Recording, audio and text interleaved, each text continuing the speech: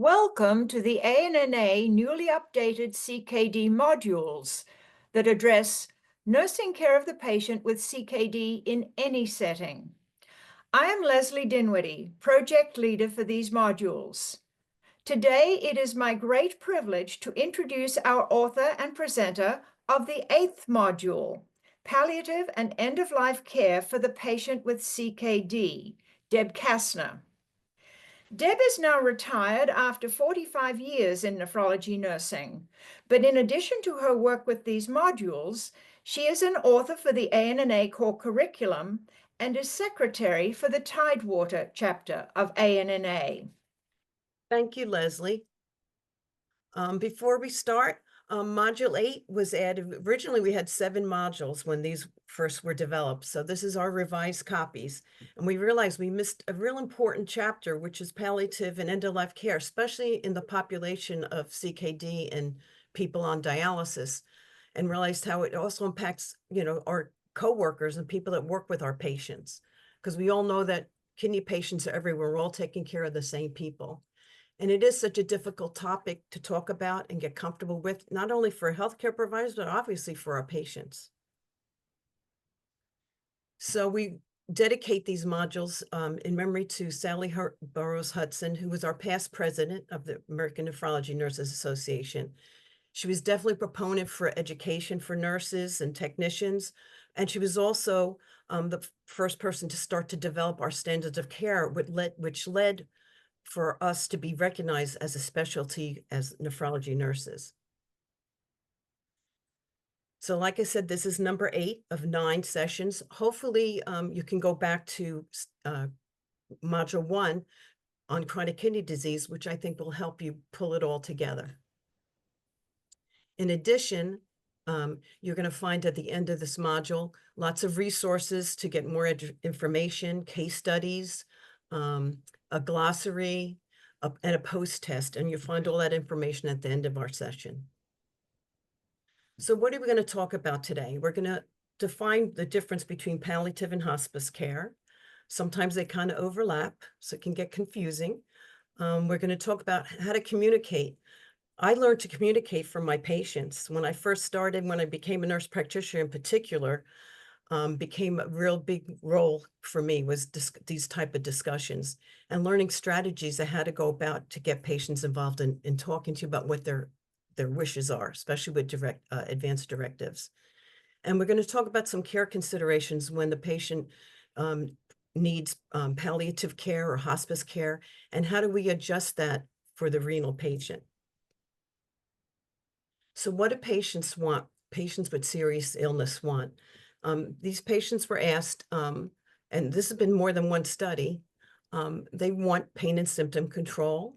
They want to avoid inappropriate prolongation of their dying process. They want a sense of control. And we got to realize that for a dialysis patient, that sense of control is almost gone. They have to go to a regimen of dialysis that we tell them to, what days to come, what time to come. They have very involved medication regimens that they have to go by, and many medications. They may have even lost, the ability to work and get a sense of themselves. So that's very important when we talk about a renal patient. They want to relieve burdens on their family, and they want to strengthen relationships with their loved ones.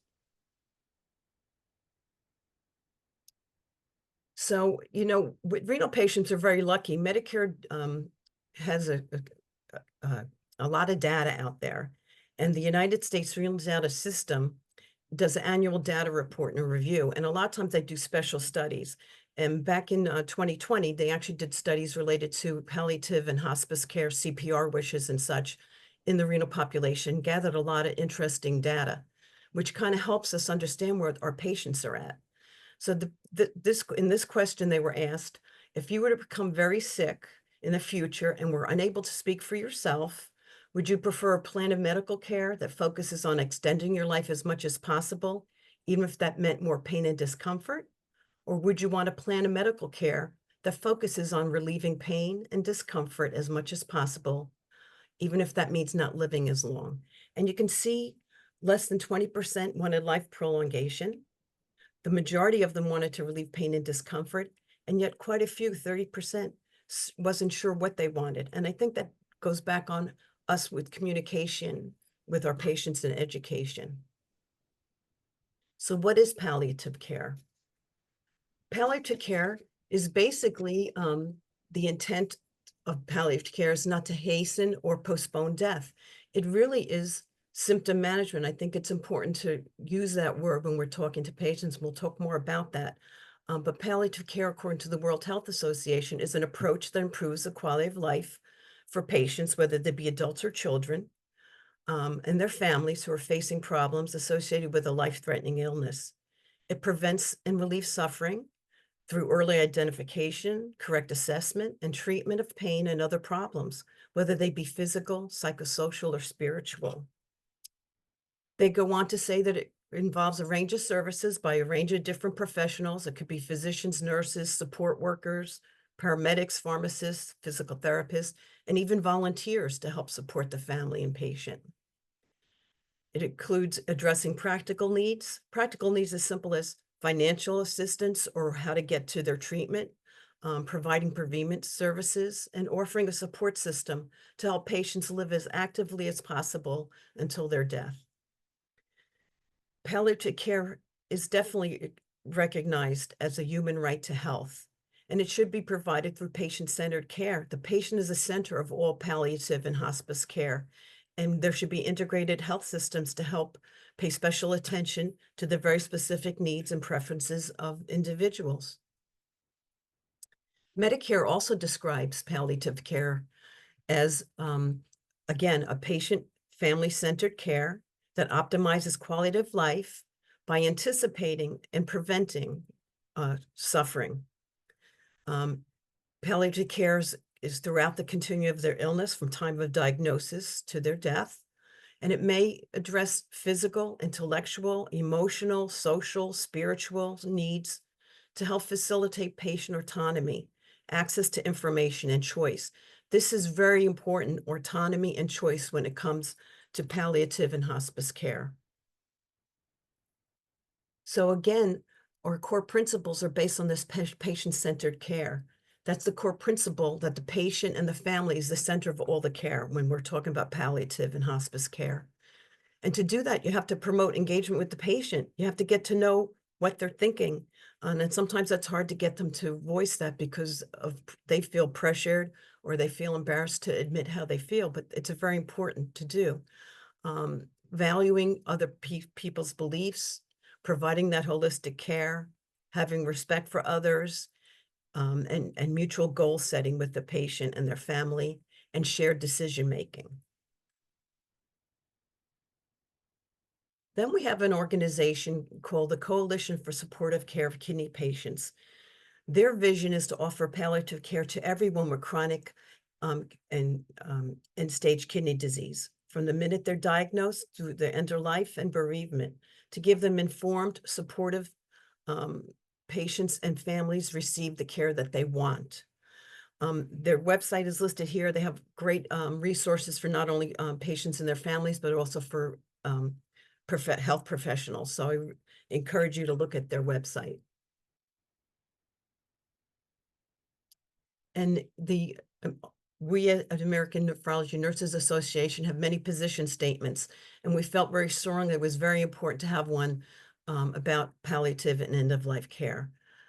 We recognize the importance of palliative and end-of-life care. When we want to provide nephrology nurses and all nurses that are caring for patients, our patients and their families, with information and guidelines related to palliative care and end-of-life care. We have numerous journal articles, we have PowerPoint presentations. There's a lot of information out there that we would love to share with others. Then we also have an organization called the Kidney Diseases Improvement Global Outcomes. It's an organization that's linked with the National Kidney Foundation. It's international. And here they come into suggesting the word supportive, kidney supportive care versus kidney palliative care. I do think that patients are worried when they hear the word palliative or hospice care. I think they get the sense sometimes that we're giving up on them when really what we're doing is really intensifying the care that we're delivering to them. Their goal is to improve health-related quality of life for patients with chronic kidney disease, to help prolong their life, to cope with living as well as dying, and offering hospice or end-of-life care when it's appropriate. I worked with a physician that one time his brother was going through metastatic colon cancer, and he said he's had many conversations with his brother, and really it's more about how do you want to live, not necessarily how you want to die. And that's how I try to phrase it with patients many times. It's more about how you want to live and how that life's going to look. So there's some themes that are emerging as we see in the definitions that we just went through. Some of the common elements is that patient and family involvement. You have to have that.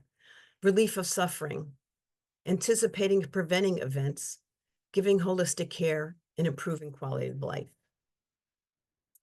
So we're going to start with a case study, and this is based on a patient. One of the first patients I actually, as a nurse practitioner, helped with palliative and hospice care.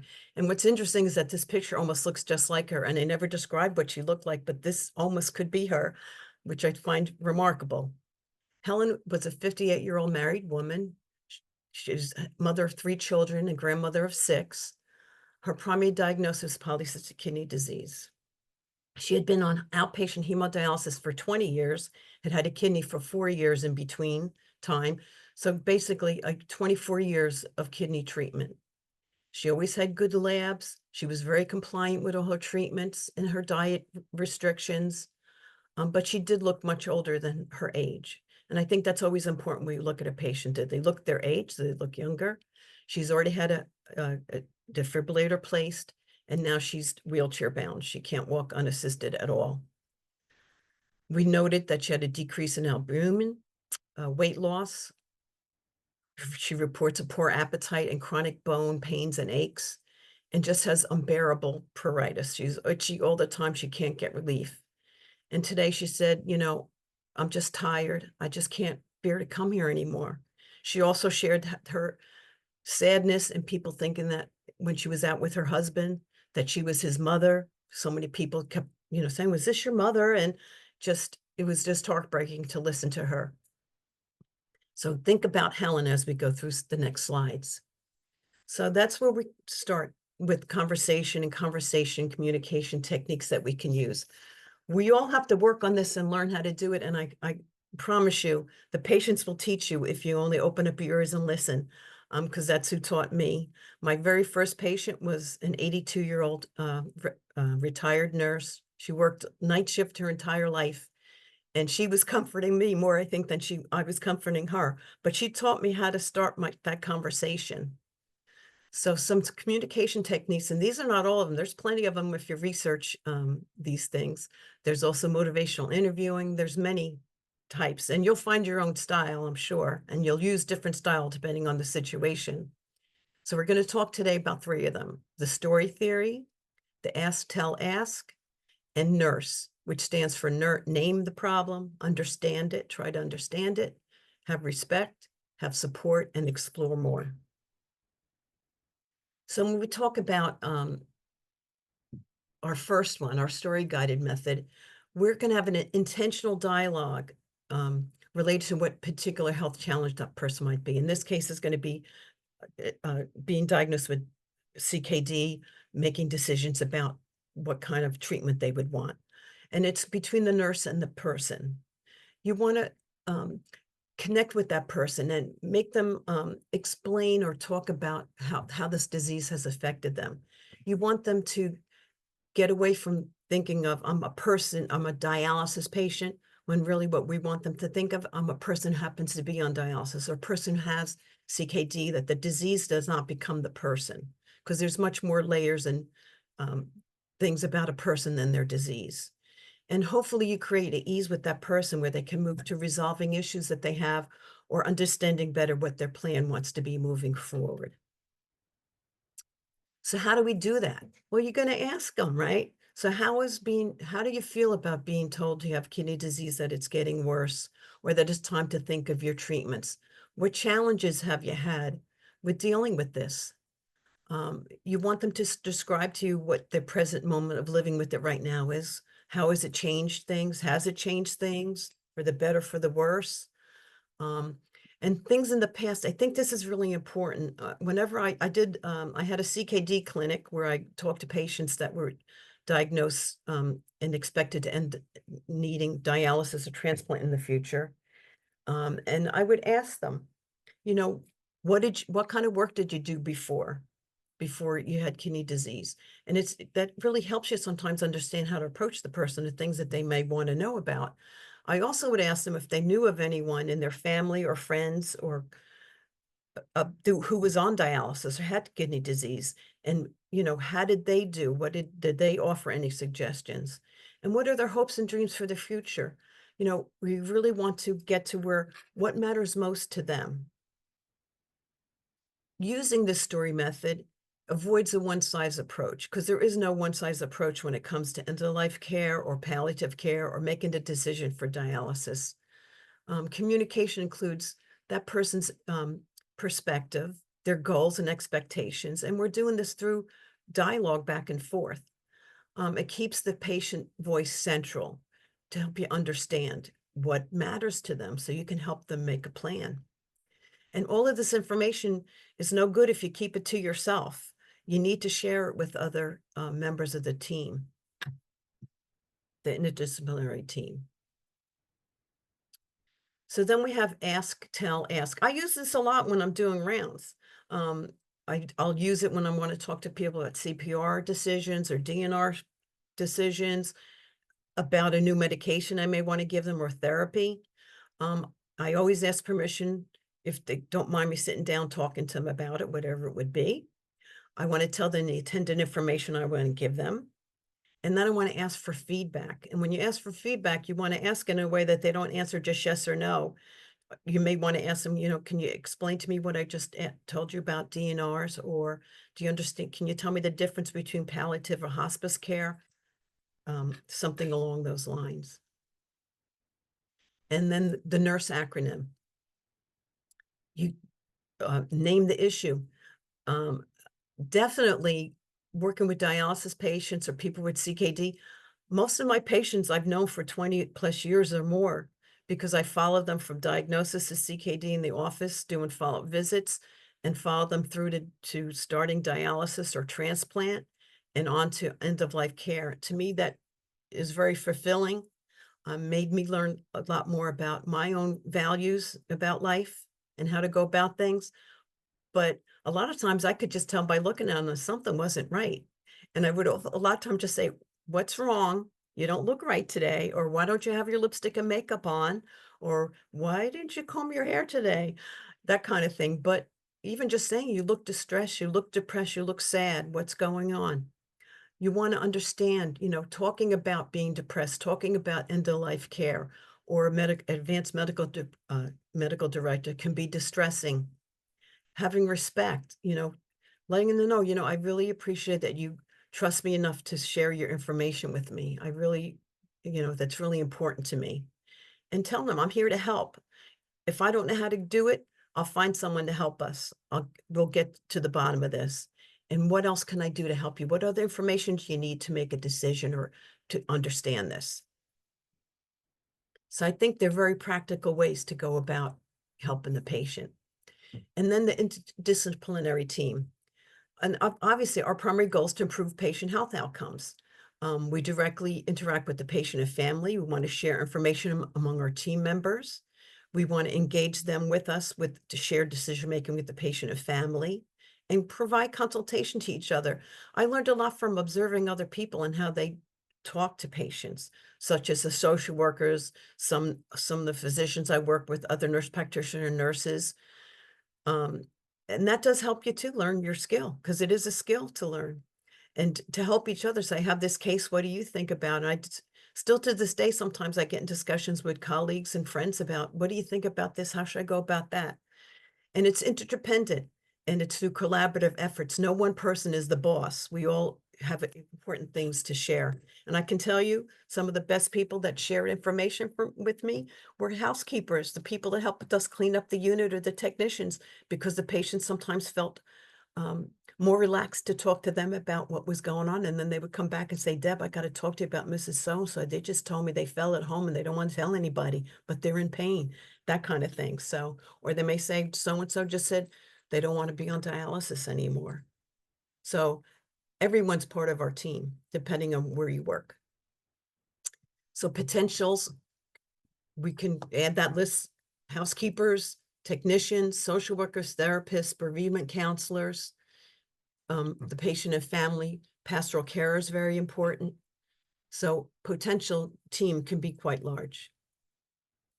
So when we look at Helen, I'll use the nurse acronym for her.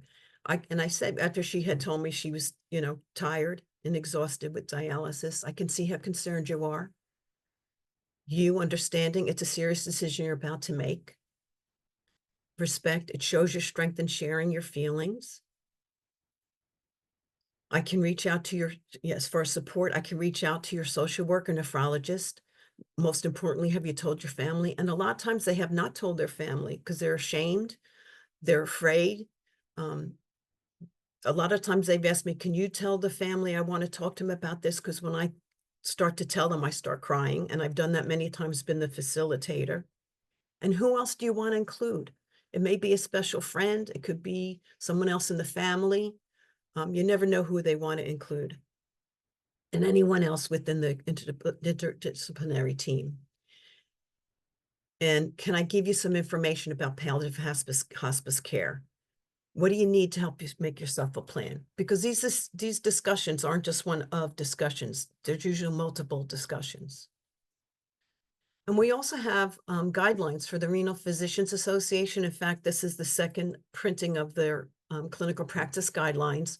There's 19 guidelines that deal with adults and children, people with CKD and acute kidney injury, about the appropriate initiation of and withdrawal from dialysis. And it's a very excellent tool if you're working on policies related to end-of-life care in your units. I would highly recommend this. And you can obtain the book by going to their website. You can download it, you can order it.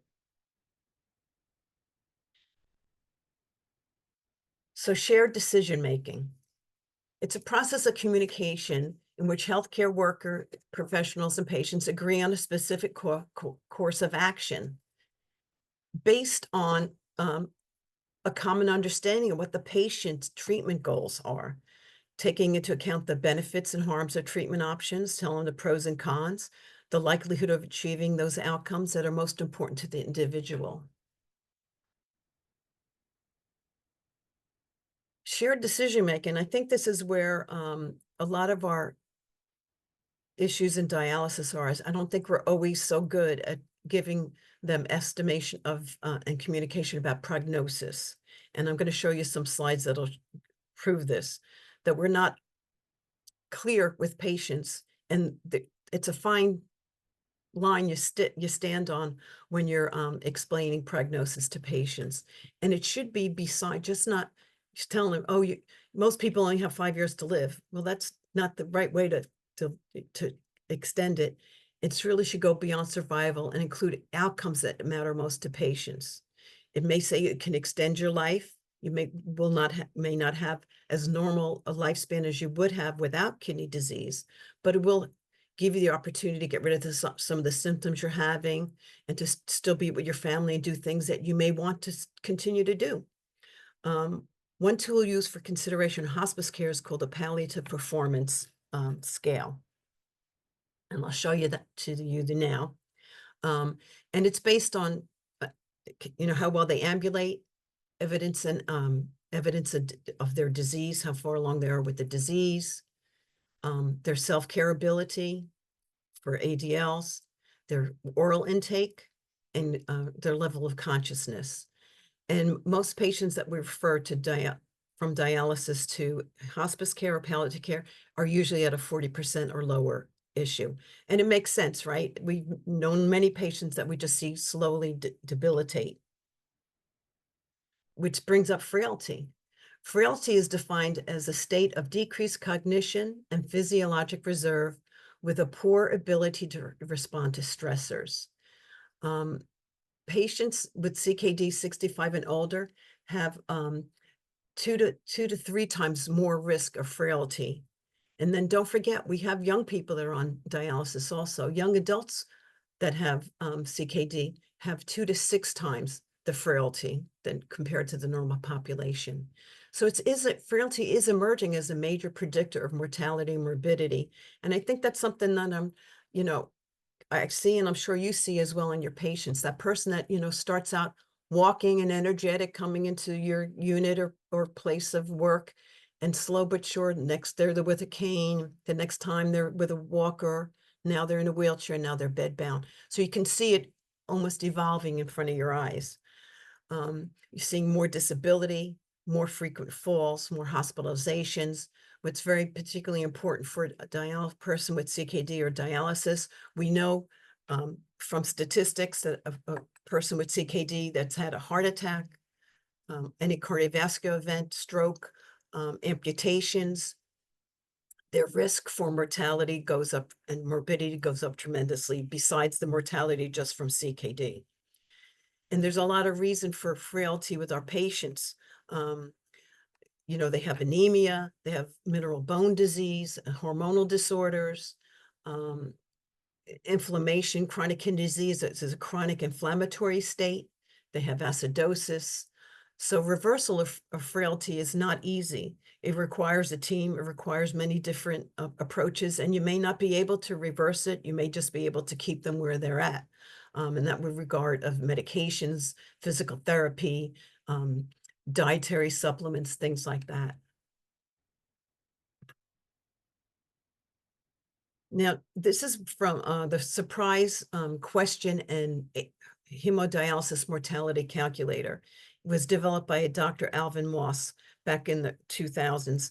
He was really the leader to get the alarm bell ringing that in renal, we weren't doing a really good job as taking care of patients as far as explaining to them prognosis, mortality, how to stay well, the benefits of palliative and hospice care. So he came up with this question. He said, would you be surprised if this patient died in the next year? I can tell you after I came from his seminar, I went to the unit that when I rounded in that had over 100 and some patients, and I sat there with the patient schedule and I marked the patients that I didn't think would be there in the year. And unfortunately, I was pretty dead on with keeping track of it. It actually was true that we kind of know, we have that sense also, our nursing intuition. So when we do the score for Helen, it also includes variables like albumin. Albumin is a very good predictor in renal that we want them to maintain a normal albumin. That's why we use so many supplements, and we have dietitians on hand at all times to help educate the patient, because we know that patients with low albumins have much higher mortality and morbidity. It also has variables of age. Obviously, the older the person when they initiate dialysis, the higher the mortality and morbidity.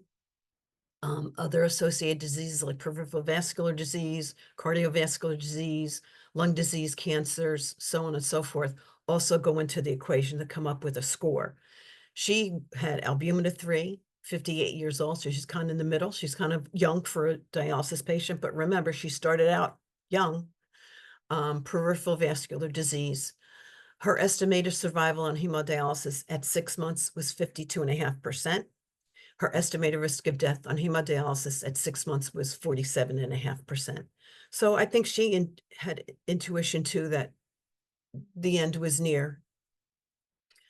So let's talk about advanced medical directives and advanced care planning. Advanced care planning, it's just the process. It's the conversation. It's giving the information to the patient and their family. It's that talk that we have back and forth. The advanced medical directive is the form. What kind of frustrates me sometimes is that very few patients with CKD have a medical directive. I would start it when I saw them in CKD clinic.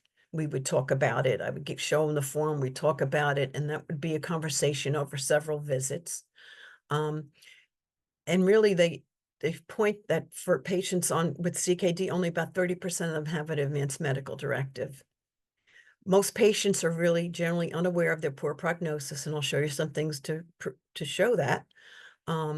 Members of the interdisciplinary team are frequently unaware of what the patient's wishes are, including the nephrologist. You would think they would know the best, but sometimes they don't because the patients don't want to disappoint that doctor. I've had a lot of patients tell me, Debbie, don't tell Dr. So-and-so, but I can't do it. I just can't do dialysis. I don't want to. So I got to be the middle person, the messenger, as you will. And there was a pilot study about education within CKD that showed that all members of the interdisciplinary team need to be involved in the advanced care planning process, including especially the nephrologist, which often isn't involved, unfortunately. So this is what they asked. Now, again, this is from the United States Renal Data System Service. They asked 1,000 patients what they thought the lifespan would be with a person on dialysis. And you can see the correct answer is 5 to 10 years. That was less than 20% knew that. Some thought less than 5 years, but the majority of them thought 10 years or more or were unsure. So it's clear that we have a lot of work still to do in educating our patients, and we shouldn't just hand them the form and say, do you want an advanced medical directive? And just hand them, I'll ask, I'll come back in a minute and see if you filled it out. We really need to talk to them about prognosis and quality of life. So again, this discussion, you got to feel out when it's the right time to have that discussion. When a person first starts dialysis, they're so sick, that's not always the best time to start. The best time I feel to start is when they've been referred to a nephrologist and they have stage 3, late stage 3 CKD, because then you're kind of, when a person's at stage 3, especially if they're the lower end of stage 3, the likelihood of them going on dialysis goes up quite a bit. But absolutely in stage 4, there should be a plan, and we should understand what they want done or not done. And also to understand that most patients that start dialysis, the majority of patients die in stages 4 and stage 5 of the 5 stages of kidney disease before even getting to dialysis. So we have millions of patients that expire with no advanced medical directive, no clear goals for their care, even before starting dialysis. So the pre-dialysis is a key point. And when they get to dialysis and don't have it, it's important to get that conversation started when they're well enough and clear-minded enough after getting some dialysis treatment to talk about it. Even if their plan is transplant, they still should have a medical directive because they're going to face a major surgery. I always tell people, I ask all the patients this. I'm not just asking you, I ask everybody this. I said, I even tell them I have advanced medical directive, which I do. My husband has one. I talk about how I felt it was so helpful when my parents had theirs, because my mother had Alzheimer's, my father had very bad heart disease and lung disease. And we were able to talk about it, and we knew what to do and what not to do. And it's really takes a lot of stress off the family, especially if you're an only child. So you really want to focus on their health status rather than what would be done. You want to focus on what kind of life do you want to lead? How active do you want it to be? What things would you want us to not do? The benefits are it gives the patient control. Again, that's that theme. People want control. I'm a control freak. I'm going to be a terrible patient once I get somewhere because I want control of the situation. It relieves the burden on the loved ones, absolutely. It gives us a way to discuss with the family when the time comes that this is what that person wanted and give them the support that it's okay because they're telling you what they wanted. It strengthens the interfamily relationships because you're talking about some tough things that are important for everyone to talk about. And it allows for a reframing of hope. I always say, you know what? You want to hope for the best and plan for the worst. And that's my philosophy through life. It's like, it could always be worse. So I'm going to plan for the best.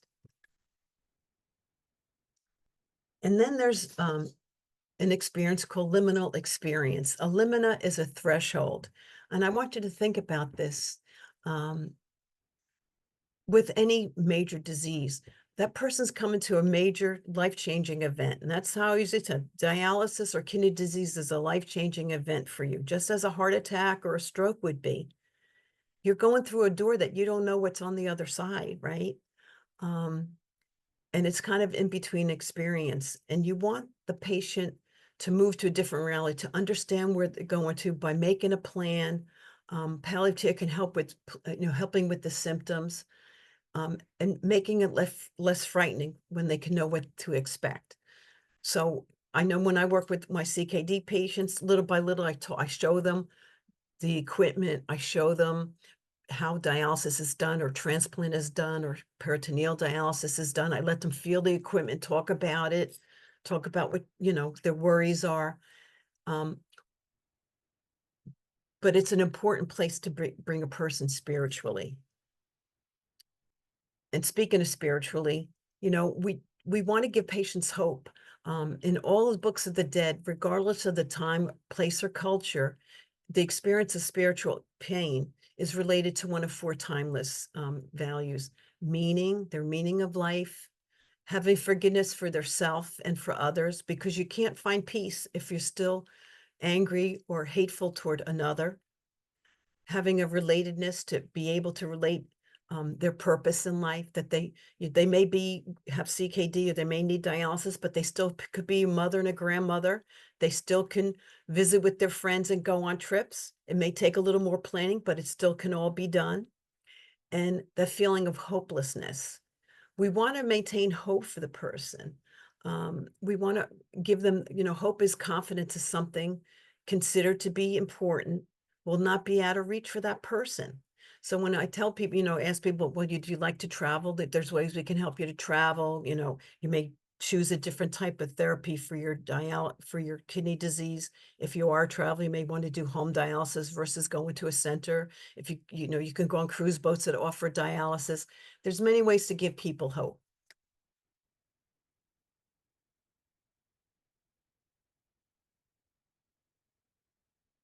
So studies done in contemporary research shows that spirituality is correlated, satisfaction with life is correlated with spiritual and or religious involvement.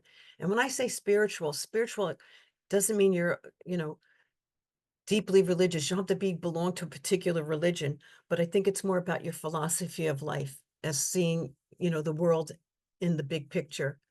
Your burden of illness is perceived as less. And two key aspects of quality of life are your spiritual beliefs and your perception of support networks. And I think it's really important to have that patient explain who is their best support person. It may not be their family. It could be a friend. It could be someone else within their realm that they see as a support, but everybody needs a support of some type. I remember having a patient who was 80 some years old, did not want CKD dialysis at all, was arguing with the nephrologist endlessly that she didn't want it. He kept pushing her to get ready, and she kept pushing that she didn't want it. And his concern was that she lived alone. She had no family. Her husband had passed a long time ago, no children, no relatives. But when I got to meet her, she did have a very strong support in her church. And her pastor was very much a support to her, would bring her to her office visits and such. And we talked about palliative and hospice care, and she chose no dialysis. And he was willing to be her support system for the palliative hospice care program. So there's a lot of ways to give support to patients. Sometimes support can be an activity, it could be music, it could be reading, it could be a lot of different things. So the US renal data system I keep talking about did a bunch of patient-centered surveys in 2020. We looked at the one on prognostic expectations. We looked at the one about life prolongation and spirituality, but they also have ones on surrogate decision-making, preferred decisional roles, thoughts about stopping dialysis, preferred place of death, CPR preference, and thoughts about hospice. And they really are very interesting and show us, if you ever go to them, you can Google USRDS and all types of information will come up, slides that you can use, lots of explanation of different things. Very good resource for anyone dealing with people with kidney disease. So I definitely would encourage you to look at that. And we realize that we have a lot more work to do. So when we talk about palliative dialysis for people with CKD or acute kidney injury, when a person's on acute kidney injury, we're not sure if they're going to recover or not recover. So we really need to start thinking about individualized goals. In a dialysis center, our big thing, because we are scrutinized so much. We're probably scrutinized more than any specialty in the world, um, about meeting certain lab targets, meeting clearance targets, that they're getting the appropriate dialysis, that their access is working appropriately, that the lab work is, the potassium's in control, the calcium and phosphorus under control, so on and so forth, that their anemia is corrected.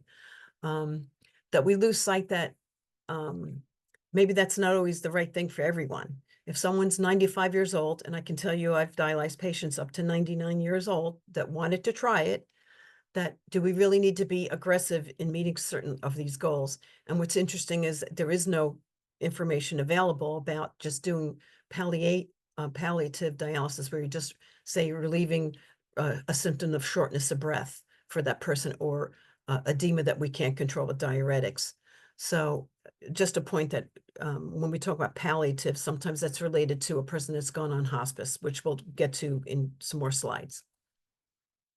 So palliative dialysis is usually not any different than maintenance, but the broader goals would be, like I said, maybe we're not going to hit our targets for our lab or our targets for clearance. Maybe they're only coming 1 or 2 days a week, but it's really just to, help their symptoms. The PEACE tool is something that you can assess the quality of the care that you gave your palliative care. So it's a way to assess palliative care, and it looks at it's a validated tool that has a scoring system that asks questions related to their physical status, emotional, their autonomy related thoughts, communication with others, economic concerns, and transcendent domains. Transcendent domains are how you feel about self or your spirituality, things, your values such as truth, love, justice, goodness, your being, your sense of home and beauty. And then again, that group of physicians that wrote up some ideas about supportive versus palliative care. They have and this is also an excellent article to read about controversies in supportive care, which relates to how to go about speaking to patients that have CKD about supportive care, palliative or hospice care, things that we can do to some symptom control suggestions. But it talks about the presentation of illness, that it's not a straight line. It's kind of chopped up. They may go back and forth between spots. But when we first diagnose a person with CKD, first we have to figure out, all right, is this something that we can reverse, or is this something that is going to continue on? Can we restore them to normal function, or can we keep them where they are and they don't progress? Or is this a person that's going to progress? So that can change over time. And then it could get to the point where they've received treatment, whether it be transplant, peritoneal, or hemodialysis, where maybe they're getting more disabled, have more symptoms, that we want to call in palliative or supportive care. Now, there is some controversy I've seen with trying to get palliative care for a patient when they're not admitted. My experience I've worked in 3 different states doing nephrology care, and I've never been able to get a person into palliative care that was an outpatient. I can only get them into it using a team from a hospice company if they were inpatient, where they would fix them up and then send them back out and tell us what they did. Even one time I had a patient that was a palliative care patient. She had a defibrillator, had decided that she wanted the defibrillator taken out because she realized that her risk of death was high. And she said the idea of walking around with something that was going to shock me terrified her, and she did not want it. And I tried to get her back in palliative care and couldn't get her back in. So unless she was admitted for something else. So I don't know how it is in the states that you're in or your facilities, but I'm hoping that it's more accessible in other places. And I'd be interested in your thoughts at the end of the presentation. And then, of course, going from palliative and supportive care, which again, dialysis is probably the most expensive palliative care that we're giving, onto hospice care, which would be a person that's identified with a less than 6-month prognosis, and then bereavement for the family after death. So that brings us to symptom management. In early chronic kidney disease, they really have few, if any, symptoms. They're kind of going along and they kind of look at you like, you must be crazy. I see the labs you're showing me, but I don't feel sick. But then as we get to advanced stages, particularly stage 4, gradually those symptoms start to come on. They may get a little more drowsy, a little more itchy, not sleeping well, maybe funny taste in their mouth, maybe some nausea, not digesting food well. What's interesting, and a lot of times they don't even recognize the symptoms. I've had patients sit with me that were so short of breath, and I'm like, I noticed that you're really short of breath, that you're having a hard time breathing. They said, no, I don't think so, but they've been doing that for so long, they think that that's a norm. So unfortunately, it's a slow, insidious thing until they actually go on dialysis, and a lot of times it's not until dialysis has started for a while, realize how sick they were. I can't tell you how many patients said, "You know what, Debbie? You were right. After a month or so, I didn't realize how sick I was. I couldn't even think straight." So it really is an interesting thing. So the most common symptoms that get reported, again, this is from that U-State data, United States Renal Data System, is weakness and lack of energy. That is very, very common. Pain, and kidney disease is not necessarily painful, but they have other, usually a person with kidney disease have many other comorbidities, more commonly many years of diabetes destroying their body. And they could also have lung disease, cancer, many other problems.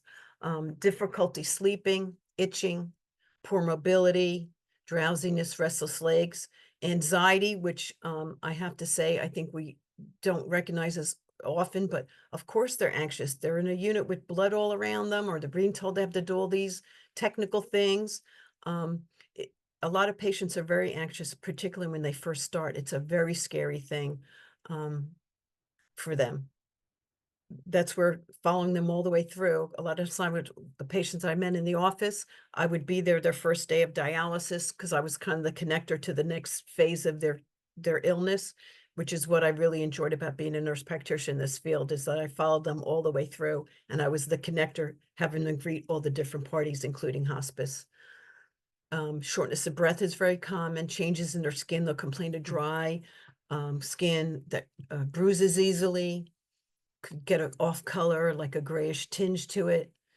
Appetite problems, nausea, definitely feeling depressed. At least data tells us 20 to 25% of patients with chronic illness have depression that we don't always treat, which goes along with anxiety, mouth dryness, and vomiting. So late symptoms of uremia. This would be prior to starting. Now, when we start a patient on dialysis, their creatinine clearance is generally less than 10, usually in single digits. So it could be 5, 6, 7, 8. They are very sick when they start. Again, we talk about that dry, scaly skin and pruritus, headaches, heat or cold intolerance because of the anemia, metallic taste in their mouth, poor healing, shortness of breath, bruising, the skin color, all the nutritional issues, fainting or seizures, neuropathies, decreased concentration and memory, which is very common, and mood disturbance, especially depression, and please add anxiety. So some considerations about kidney treatment and palliative or hospice care. When I have a patient that's really torn, and the people that are really torn are usually the ones that have maybe metastatic cancer. They are older. Like I said, my oldest was 99. To be offered a limited trial of dialysis, I would say, I know this is a really difficult decision. We could have you start dialysis after a month or two. If you don't want to do it, you're the boss. You just tell me we stop. But if you do stop, then I would suggest that we look at hospice and palliative care. And that's worked several times. I've done this for patients. Some will say, you know what? It isn't so bad. I'm starting to feel good now. Sometimes it's hard for them to make a decision because they're so uremic. But that is something that we could offer. We use medications for symptom control. In renal, we use lots of drugs, unfortunately. Most patients are on at least 10 or more drugs a day. But drugs that you do want to give for symptom control need to be adjusted to creatinine clearance of less than 15. You want to avoid extended release drugs because of the extended drug half-life, particularly in patients don't have what we call residual renal function. So, even patients that start dialysis still can urinate. Many of them, they are still urinating.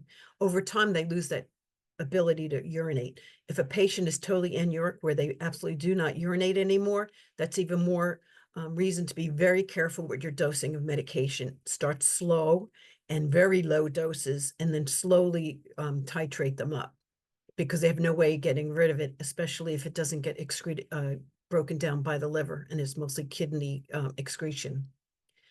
Use caution with opioids due to the buildup of uncleared metabolites. These uncleared metabolites that the kidney can't totally clear can lead to respiratory depression and or seizure, because they still have some effects on breathing and causing seizure. I'm not saying you can't use it, but you got to be very careful with it. Plan on a rapid medical decline. I'm talking weeks. If a person's been on dialysis and we stop their treatment, they'll be gone. We're usually within 1 to 2 weeks. I've had some people go a little bit longer, but the patients that did go longer were nursing home patients that were immobile, very low muscle mass, weren't eating. They might last a month, up to 6 weeks, but generally speaking, it's about 1 to 2 weeks. So you would need to have, necessary equipment on hand and medications on hand immediately. And that's important in choosing hospice programs. I work with many different programs over the years, and I would pick 1 or 2 that I could rely on because I like their philosophy. I like the fact that they guaranteed that they would come out within 24 hours, and a patient told me they wanted a hospice referral or palliative care referral. What good is a company that's going to tell you, well, we can't come out right away, it'll be a couple of days? With our people, they need to be taken care of quickly. So I always, no matter what state I was in, would align myself with a hospice company or 2 that I knew I could rely on, that would work with me, particularly with the care of a renal patient. So nausea and vomiting. Haloperidol is good. You can do it by mouth or sub-Q. And our old good friend perchloracine, compazine, helps block the chemoreceptor zone that causes the nausea. We can also use Zofran or many other items that are antiemetics for the patient. Malnutrition to me is more important in a palliative care patient than a hospice patient. A hospice patient, when I sit them down, if a person's going to hospice, I always talk with them. Let's look at your meds. What can we eliminate that you really don't need right now? Let's talk about your diet. I let them have a diet. They've been so restricted for so long. They're ready. They're at peace. Let them eat. I mean, my favorite one was a 85-year-old lady that I called to check on how she was doing with the hospice people, because I always introduce them and I tell them, I'm going to follow you with the hospice, and I'm going to call to make sure everything's okay, which is very important when you refer somebody, to call them and see, are they happy with the hospice team? And she said, everything's going great, but my nephew won't let me have a beer. And all I want is a glass of beer. So I had to I said, put your nephew on the phone. I had to say, you let her have a beer. He goes, but won't that hurt her? I'm like, let her have the beer. She's allowed to have a glass of beer at night if that's what she wants. So I think those are important conversations. I wouldn't restrict a person that's on hospice from food. That's my opinion. Then pain. One of the top reported things. There's a lot of things we can do besides drugs. We could use heat or cold or massage, breathing techniques, relaxation techniques. I love the lidocaine patches, the mentholated patches. If the pain is a specific area, those patches are wonderful to treat that. But the key is consistency. Don't wait till the pain is there. Can treat it, ahead of time. Go on a schedule for those patches, or even just plain Tylenol. Most of the time, it works well if the person takes enough of it on a set schedule versus waiting for the pain to come. You should consider pharmacologically methadone or fentanyl, because those are 100% taken out by the liver. I've used fentanyl patch a lot for chronic pain, and usually at a low dose. You need to be careful that you don't put any hot packs over the fentanyl patch, because it could release the dose a lot quicker. Demerol is absolutely contraindicated in anyone, including a renal patient, because they will get seizure. Morphine is not appropriate for end-of-life care. In certain situations, they may use it if the person's having a really hard time breathing, but there's usually terminal care when they're almost at their end. And I think that's an association a lot of people have, the public and our patients, that hospice is just giving them morphine to kill them. And we need to make them understand it has nothing to do with that. It has to do with supporting you and controlling any of the symptoms you might get as death comes near, and helping your family cope and take care of you. So accumulation of morphine, those byproducts, can cause myoclonus, which can be very disturbing and hard to control after. Then you're adding another drug to treat the twitching. So this is a nice chart that helps explain dosing for CKD patients, how to go about it, what to use, cautions to use. Gabapentin is obviously, I think it's a drug they give for like everything anymore. And I can tell you the dosing is kind of odd. I've had patients that were on thousands of milligrams a day, not a problem, not dozy, not nothing. And I have other people, I've got 100 milligrams and they couldn't stay awake. So that's why I say start out really low and slow and go carefully ahead. Perglabolin, which is Lyrica, also I found can cause them to twitch when you go up to the higher doses. So you would want to be a little aware of that. Tramadol you can use, but be cautious. In some patients, they get no relief at all, or they can have problems with it. The hydrocodones, the oxycodones, again, you don't want the long release ones, and you can use anticyclics. Some of those are very helpful for a neuropathic pain that gabapentin doesn't touch, and it also has an antidepressant effect. And the do not use drugs, including Darvon or propoxyphene, which I don't even know if you can even get that anymore. So mood disturbances such as depression or increased irritability. You want to collaborate. Obviously, there's a team also with hospice or palliative care. Maybe the social worker to intervene also. Some social workers actually are counselors as well. So psychotherapy, therapeutics, antidepressants, anti-anxiety meds, definitely consider using those. And sometimes those also help. A person sometimes has more pain when they're depressed or anxious, and that helps take the edge off also. With itching, it is the most difficult thing to control, and it's very common with CKD and uremia. Some of the causes we say are high phosphorus, calcium phosphorus deposits, chronic dry skin, but some people have none of those things, and it's come to be known that it's really a nervous, a type of neuropathy. We use antihistamines. You can try different ones. Topical lotions like oatmeal baths, urea-based topical creams. Avoid using a lot of soaps and things like that.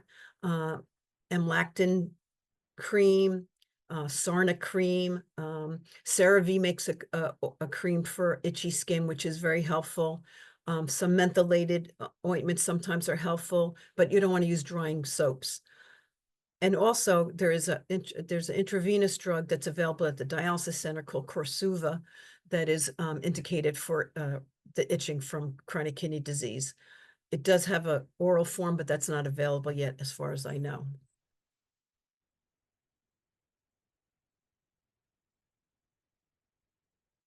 Then there's shortness of breath. Of course, it's important to determine what the cause is and treat it. Maybe something as simple as oxygen or use of a fan blowing will help relieve it. Again, it may be anxiety related. Repositioning the person so they're not so flat. They may need some diuretics, but that's only going to work if they have at least, if they don't have more than 400 cc's of urine output, it's not going to do a thing. Maybe salt restriction to help with the edema. They may need an inhaler or a scopolamine patch. Or again, if you needed to go with morphine because they were really short of breath, which my patient Helen, we had to use morphine for her, use it with caution. So symptom management is a challenge, right? So you really have to be astute, and you really have to work as a team to figure out the best approach. And, let the patient know that, the first thing we try may not work, but we're going to keep going until we find the right thing for you, right? Standard medical care is this is when you want to refer the patient. Symptom management gets to be more challenging. Medical care is seen as futile or may not be desired. The person has more debility, leading to decreased quality of life.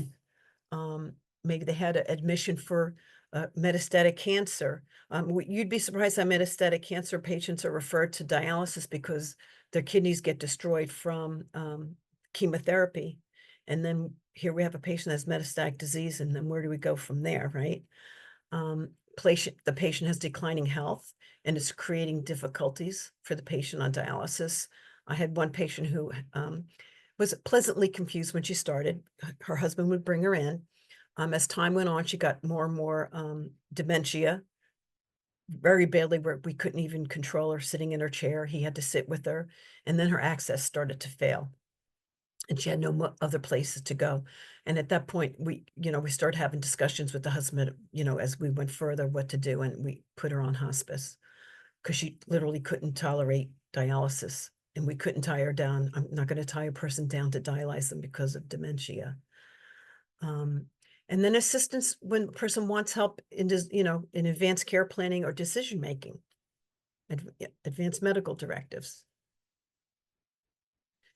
So hospice is a Medicare benefit for beneficiaries with expected prognosis is 6 months or less if the disease they have follows its usual course, and has to be certified by a licensed physician. But as a nurse practitioner, I can tell you, I was always the one referring them. I wasn't the one writing the first orders, but I could write a referral. So I was able to send a prescription, say a referral, let the nephrologist know what was coming, what paper was coming, let them know what was going on with the patient, what their goals were, so I'd catch them up on what was going on. And the patient needs to forego curative treatment. Now you got to remember, dialysis is not curative. It's palliative. We're treating the symptoms of kidney disease. And even a person on dialysis has probably stage 4 kidney disease, even with dialysis. So they never are cured of their disease, of kidney disease, but we are keeping them alive for other things to happen. So a lot of times the reason they stop is because they had another incident. I had one patient with sarcoma whose kidneys were damaged, and she started, it took her a long time to decide she would try dialysis. And she actually did well for about 3 years. And then the sarcoma came back with a vengeance. And at that point, at 50 years old, she just didn't have it in her anymore. She did not want to continue with dialysis or go through another chemotherapy sessions because they couldn't give her, had spread so far that they had told her it would not be helpful. So there's a lot of different reasons we move toward hospice. Hospice does cover physician and advanced practitioners services, so nurse practitioners can follow. So I could follow that patient on hospice with the hospice team. I just did it as consulting or advisory as they needed me, and kept in touch with the patients to the end. Nursing care, home health aid services, volunteers are covered under medical equipment and supplies, medications, family respite, where the person could go into a skilled facility so the family could go maybe on a short vacation to physical therapy, occupational therapy, and of course, counselors, bereavement services, including religious providers that would come in. And I am definitely a proponent for hospice. Both of my parents were in hospice at different times in their disease trajectories. So the criteria for hospice would be a patient with kidney failure who declines starting dialysis and has a prognosis of 6 months or less and has one of the following. So they have to have the chronic kidney disease diagnosis, signs and symptoms of kidney failure, or a serum creatinine of greater than 8 or greater than 6 for diabetic, or creatinine clearance less than 10 or less than 15 in a diabetic. And any patient on dialysis who decides to withdraw from dialysis. Now, this can get a little sketchy, right? This patient I told you about that had a sarcoma, she could have stayed on dialysis with hospice because it's 2 separate diagnoses, because the diagnosis for her hospice would have been the sarcoma, not withdrawing from dialysis or worsening kidney disease. But she chose not, she didn't want that. So if the condition is not related to kidney disease, that can cover both of those services, the ESRD benefit under Medicare, Part B, and the hospice benefit. They would not have to stop dialysis. There's nothing in the regs for Medicare that say they have to stop. It's really up to the agreement with the hospice provider, because hospice is paid for in a daily rate. So if a patient wants to, say the patient just doesn't want dialysis anymore, but they're not quite ready. You have to understand, a patient on dialysis, we every day remind them, you have to come for all your treatments. To do really well, you got to come to dialysis. You can't skip treatments. You got to make up the treatment. If you can't come one day, you come the next day. So for years, we tell them they can never stop. And then when they want to stop, we tell them, okay, see you, go to hospice, right? So that doesn't make a whole lot of sense to me. So when I say that I made a relationship with hospice companies, I was able to find a couple of hospice companies that would work with me, and I would tell them, listen, I know this person really well. They're just a little hesitant moving into a whole nother group of people they don't know. Even though I tell them, I know you people, I've worked with all of you, could we not just go down to 1 or 2 days a week for maybe 1 or 2 weeks? And then I know that they'll be happy. Once they're comfortable, they'll tell me it's time to stop. Because that's how I would present it to the patient if I could, that when you're ready to totally stop, we'll stop. And that always worked out. And usually within a week, they would tell me, Debbie, I'm okay. I'm okay. I know they're going to take good care of me. I want to stop because I want to be with my family more than with the rest. I love all of you, but it's time for me to be with my family. But the hospice company has to negotiate a rate to pay for that dialysis to the dialysis center. That's where the hitch comes in. So some hospice providers aren't willing to do that, and some are. That's where I say it's important to develop a relationship. Occasionally, a patient with kidney failure on dialysis is going to die. We know that they're dying, imminently dying, and a hospice may choose to accept the patient while they're still on dialysis. So that takes negotiation and talking about it up front before you need it. So I have had patients that were dual diagnosis. I had one that had really bad lung disease, was starting to get confused and more demented. They chose to keep him on dialysis 1 day a week.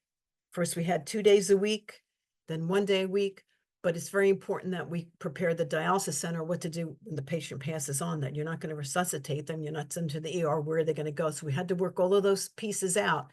Who was your funeral director? Who do we call? Who in your family do we contact? That kind of stuff had to be all in paper. And we actually had policies on that.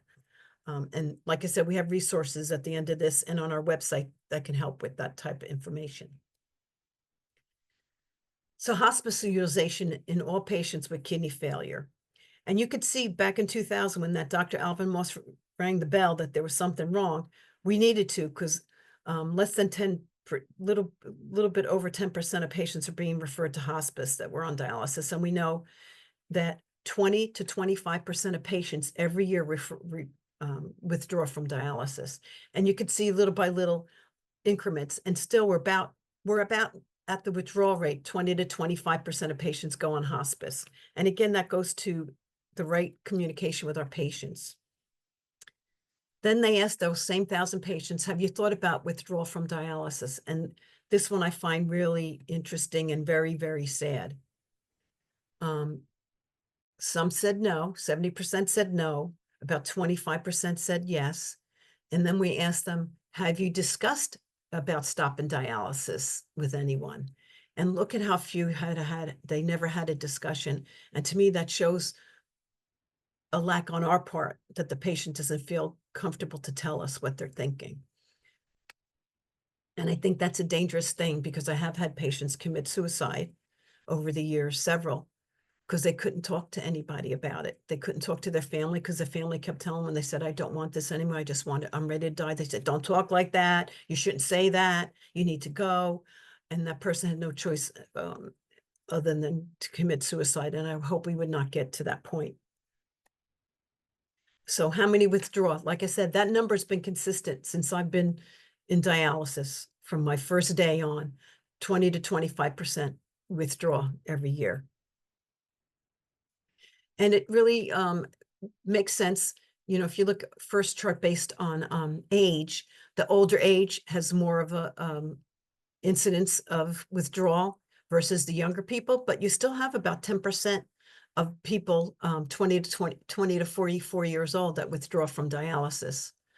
And I've had younger people in their 40s withdraw. Obviously, as they get older, um, they get more debilitated, you know, and we talked about the mortality being higher, and we would expect that more of them older would withdraw. But as far as hemodialysis versus the peritoneal dialysis, the numbers are pretty much exactly the same. So it's a complicated withdrawal from dialysis is a complicated situation. That, you know, when a person tells me I want to stop dialysis, I don't say, oh, okay, I'll take you off now. You can go home now. I mean, I tell them that, you know, that's a very serious decision to make. We got to talk more about it. Let me sit down and talk with, let's talk over what you're thinking, what I can tell you, how it goes, blah, blah, blah. But the person has to have decision-making capacity, or someone that has been appointed appropriately to do so.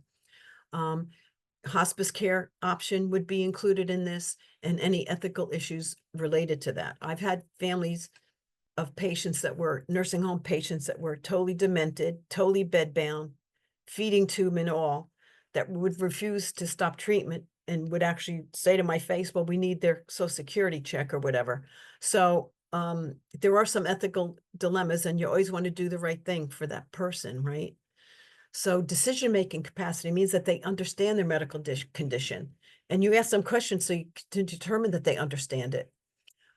Appreciate the consequences of their treatment options. And I always tell people, if they choose hospice, they can always change their mind. If they decide they didn't want to do it, we can put them back on dialysis. So I always let them know there's always another door to go through. Help them judge, can they judge the relationship between the treatment options, the pros and cons, in relation to their personal values, their preferences, and their goals? Can they reason and deliberate about those options? And can they communicate that decision in a meaningful manner? When we've had these talks, I've had them included with the social worker. I'd ask them to bring a family member or friend, and we'd have that conversation and follow up on that conversation more than once before we came to the final solution and how we were going to go about it. So ethical principles that are related to end-of-life care and palliative care. Autonomy, self-determination. I don't want someone tell me what to do with my body. I'll tell I'll tell you what I want done, right? Non-malfeasance, to cause no harm. And sometimes I think just because you can do something medically or technically for somebody doesn't make it right, depending on the situation. Beneficence, to maximize the good, and justice, to do what is owed and what is right. So withdrawal from dialysis, the most common factors that we see are what we talked about: age, nursing home residents, more medical complications, patients with diabetes, cardiovascular disease, dementia, depression, pain, or just plain failure to thrive, or a person that's been on dialysis 20-something years and they just can't do it anymore. After a while, we call it dialysis fatigue. Factors that we see in the dialysis unit is having a limited prognosis due to specific diagnoses, like we talked about: metastatic cancer, worsening lung disease, poor quality of life, symptoms resistant to treatment. The first patient I put on hospice, that nurse I told you about, she had C. diff when C. diff first reared its ugly head, and we could not control it for her. She was in agony, and her age and that resistance with the C. diff made her make her decision that she was ready to go. Progressive non-kidney disease, technically difficult dialysis, loss of vascular access sites, including catheters that we can't place after a while because all their chest vessels are gone. Lack of willingness to continue because they're exhausted. They just can't. And there are some people emotionally that just can't do it. I always tell people it's not a physically difficult situation to be on dialysis. It's more emotional and mental stamina that you need. So what symptoms do we see when a person withdraws from dialysis? Um, Most patients can expect a comfortable death, being that they're on hospice or so symptoms are managed. Um, Pain, about 55% say they're in pain. 70% confused because as their uremic toxins build up, they get more confused, more shortness of breath, more nausea, may have twitching, may have more itching. But what's good is that the last 4 hours, within 24 hours of symptom management, they report that they had improvement with palliative or hospice care. So there are things we can do. So again, what do patients with serious illness want? They want control of their pain and symptoms. They want to avoid inappropriate prolongation of their dying process. They want to achieve a sense of control. They want to relieve burdens on their family, and they want to strengthen their loved ones' relationships. So let's go back to Helen. Her first decision was to update her advanced medical directive, which we did. She selected DNR. And then this is really important. This is like the second time I'm telling you that I had to do this. I had to have her defibrillator deactivated. One patient, I had a hard time with the cardiologist agreeing to that, but the patient was terrified. And if you ever seen one of those things going off, I don't blame her, and it would have terrified her family. And what was the point? You're resuscitating her. So it needs to be turned off is my answer. She withdrew her treatment completely. We picked the date, the time, everything. She wanted to go and say goodbye to all the nurses and technicians that she had known for so many years. So it was a lot of crying and a lot of hugging. She chose home hospice. Her family was comfortable with that. Her children were all around her, her grandchildren, her husband, all the people she wanted were there. And I actually gave her first dose of medication. I actually was there when hospice came to set her up, and I gave her first dose of medication. We gave her medication for nausea. We gave her skin care. I gave her hydroxyzine for itching. She was on oxygen and a fan. We had stopped all her other medications. She didn't have any diet or fluid restrictions, and she died peacefully after 10 days. So that brings us to Module 8. I'm hoping that you join us for Module 9, which is the pediatric population. Well, I want to thank you for your attention. And I also want to thank Leslie Dinwiddie for all the hard work she did for us to get this program together and to make it something useful for all of us. So thank you again for the care that you give our patients with CKD and kidney failure, and for choosing to learn more about them and their therapies through these modules. And you can always reach out to any of us, I'm sure, through ANNA. So thank you and have a good day.